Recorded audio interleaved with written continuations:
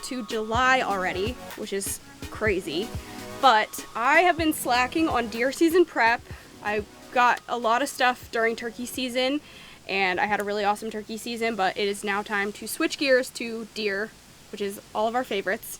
So we are on the lease today, and to be honest, I haven't been out here since turkey season, so I need to put cameras out.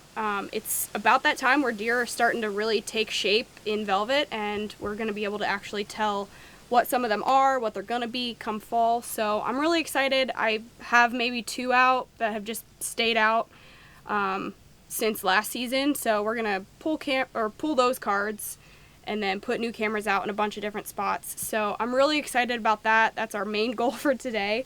But this is gonna kind of lead into our lease series for onX for the year. I'm gonna kind of take you guys through my strategy for the year, like ideal stand positions, and kind of talk about my property, but also break it down into potential other properties that you may be hunting.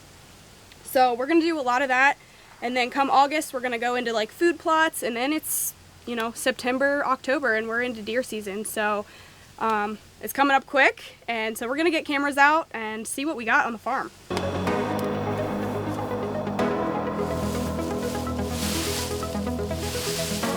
Okay, so we're going to this first spot, which is like 100 yards this way, but this is actually one of our food plots, and clearly we haven't done anything with it. So within the next like week or so, you know, we're about early to mid-July here, we're gonna till all this and then potentially spray it. If it's too much, we might have to spray. But at one point this was a food plot, and it will be again this year, I think. A lot of our food plots, we don't necessarily hunt them, maybe for a doe or something, but it's more so to just have food source for deer. Our area in general doesn't have a lot of food source, so we like to kind of leave them untouched a lot of the time, just to give those deer a safe space to come have food and feel like they can stay on the property. So that'll be a project for another day, but I did want to show you guys, like, it is kind of crazy what you can turn into just even a little bit of food. So I think this is maybe 1/4 of an acre. But if you have enough of those kind of spread out, it keeps deer kind of on your property. So this is a spot that we call Your Mom, because my mom was with us when we first hung a camera here, and she kind of was a part of it, so we just called it Your Mom spot. Real creative, I know, but there's a natural scrape actually that the deer like to kind of put right by this tree, so we put the camera on this post. This is actually the property line, the south property line. So a lot of deer like to cross right here. Obviously it's super thick, so they feel pretty safe. This is really a good doe spot. We don't hunt it too hard, but it's nice to just have a camera just kind of in the area. But we do have deer that sometimes will kind of work their way over here, but it's kind of one of those just like inventory spots.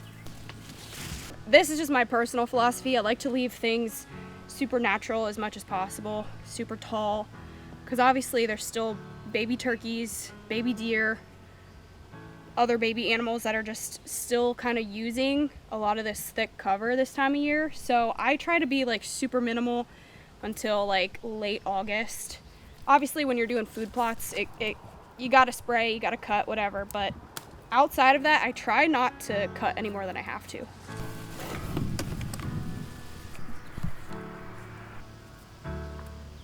Bushnell, and I can't think, there's other brands for sure that you can sync your cameras up directly to the onX app.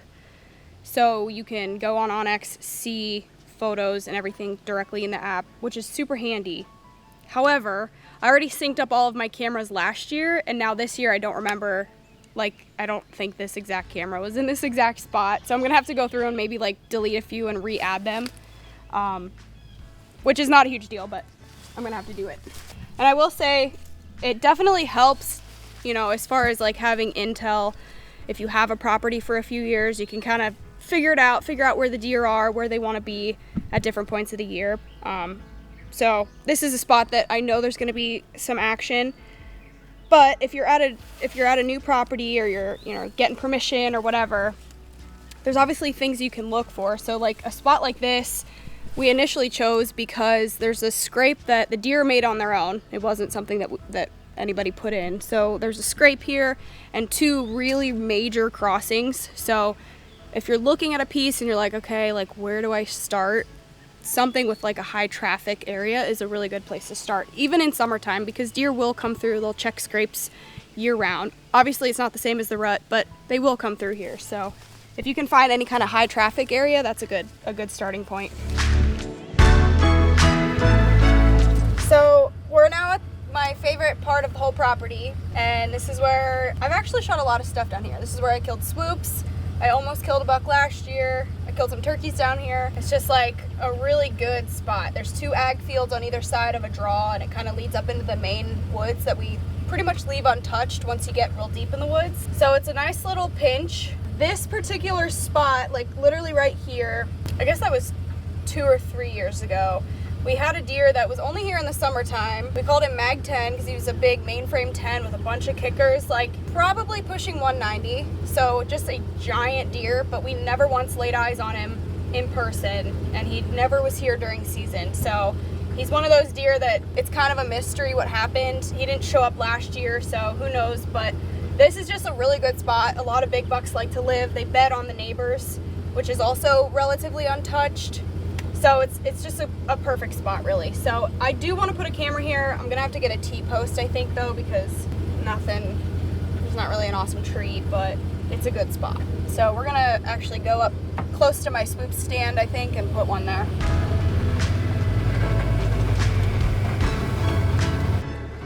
Okay, so quick little explanation. This is where I call my swoop spot, because this is where I shot swoops. I was in that tree up there, and there is still a stand there. I'm definitely gonna have to check that. I will be keeping a stand there for sure.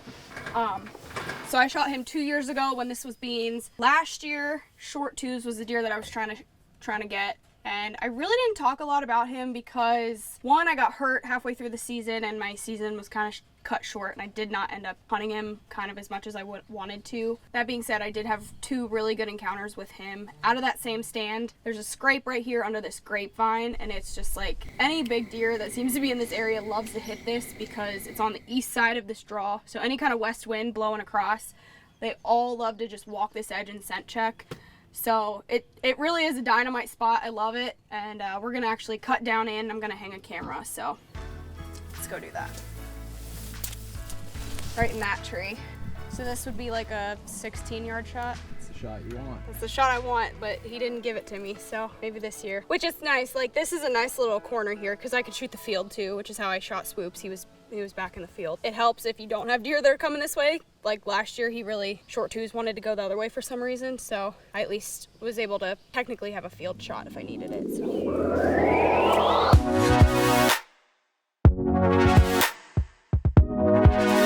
So I'm gonna kind of trim this grapevine up just a little bit because this branch, at least, if I got a deer that's right here, is gonna be in my way. But I do want to leave quite a bit of the top here just in case. They obviously use this as a scrape, so I don't want to take too much off, but I still want to make sure I have a clean shot.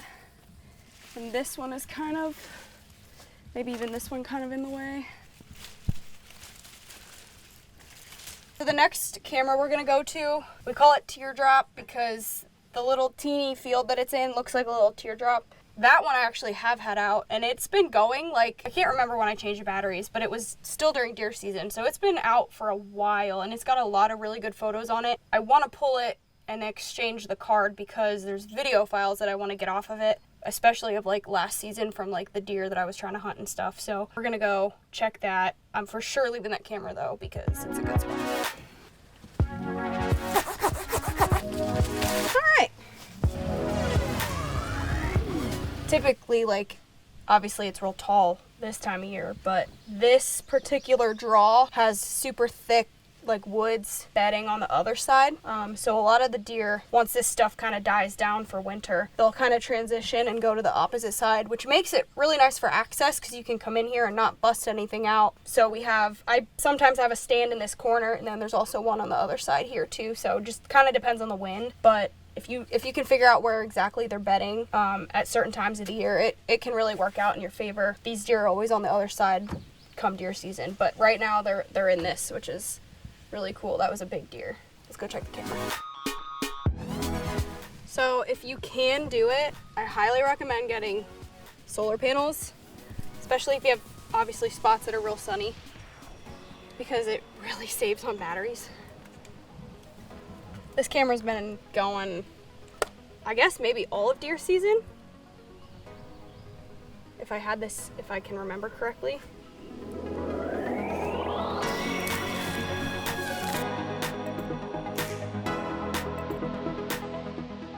When deer eat, they like rip. So anytime you see kind of a blunt end to something like that is a good chance it's deer chewing that. Like this time of year, they're not eating the cobs, obviously, so they'll chew kind of like the tender tops. Once corn gets about like this, it's like tough for them. They don't really care for that. So any of the new vegetation is what they're gonna mostly focus on right now. All right, we are now putting a camera in, I don't know why I'm numbering all these spots, but my like third favorite spot of the whole place. I shot my very first Iowa deer over here. If you guys have seen that video, it's where I'm shoving him in the back of my RAV4. He was not a giant by any means, but it was one of those deer that I needed to shoot something to kind of reset my target panic I was struggling with that year. So I was more than happy with him. But regardless, it's still a good spot for some of our mature bucks. This is kind of a little isolated island finger. It just crops the whole way around. The neighbors is on the north end. And so it's a good like transition spot. A lot of deer will cross through this little piece and then they'll kind of go elsewhere onto the property. But there's a really good intersection smack dab in the center. So we're gonna go put a camera there. It's been a hot spot in the past. I know it's a good spot. And even velvet time, a lot of the bigger bucks will kind of group up and they'll hang out right here. So this is good bedding too. We got a little hike to get over there, so might be interesting with how thick it is.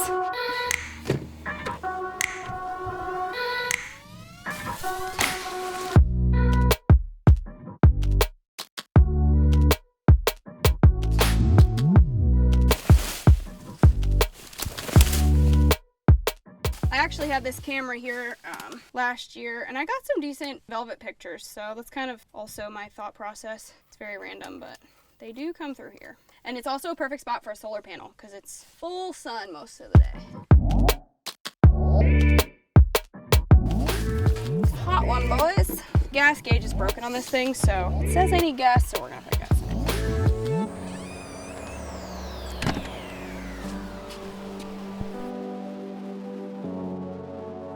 We are back at my house. We're gonna do some shooting in the yard really fast before dark. The reason being is we were not able to get all of the trail cams out that I wanted to today because the farmer did not cut me a path to like literally half the property. So we got a few out, and I wanted to talk really fast about the integration that you can do with Bushnell cell cams and the onX app. So if you go into your onX app, you can actually link each of your cameras within it. Then you're able to organize kind of all of your information per camera and see it within the app. So I think it's really handy when you're trying to just mentally keep track of different cameras.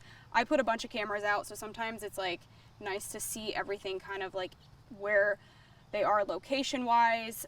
You can see the direction that the cameras are facing. So let's just say you have a friend who is like, hey, I'm gonna move this camera another 200 yards, and you might not necessarily know exactly. They can set it and say, okay, it's facing west, for example. So what I'm gonna do is go in here and kind of show you one of the cameras that we did today. And this is the little fence row spot. So when you click on the camera that you're trying to look at, which this one is the little fence crossing spot, it's gonna show you the exact coordinates of where the camera's at. So you can put a pin literally to where it is, so you know exactly where it's at. And it also shows you the days between your battery changes. So if you have a solar panel, obviously that doesn't necessarily apply, but if you're if your battery's running low, it's going to tell you. It tells you days between your SD card changes, which I personally leave my cameras out most of the year, and I don't ever fill up a 32 gig card. I do believe that's the max for some cameras, so if you get the max, you can honestly probably let that run, but if you do swap cards, it will tell you. It'll tell you how many days it was at that location, and then you can obviously also set the direction that the camera's facing. So if you have a camera out, you might be facing a certain direction and getting a lot of sunlight. You can be like, okay, so a west facing camera might not be best, or whatever. Kind of something that you just play around with, not necessarily necessary, but I think it's kind of handy. More so if you're seeing a direction that a deer is approaching the camera. You can tell, okay, if I have it facing west and he's coming from the left-hand side, so that would mean he's coming from the south, which really gives you a lot of really good intel for when you're going in to hunt that deer. You'll know, okay, he's coming from the south, so I need a south wind, for example. So that is something that I really use heavily, is just kind of that little intel strategy to make sure that I'm going into those spots during the correct winds at the correct time. You know, and then obviously trail cameras show you the time of day that they're in there. So a lot of really good information that you can find super easy, and when you integrate it within onX, it's really handy. So if you guys are interested, go check it out, and I'll see you in the next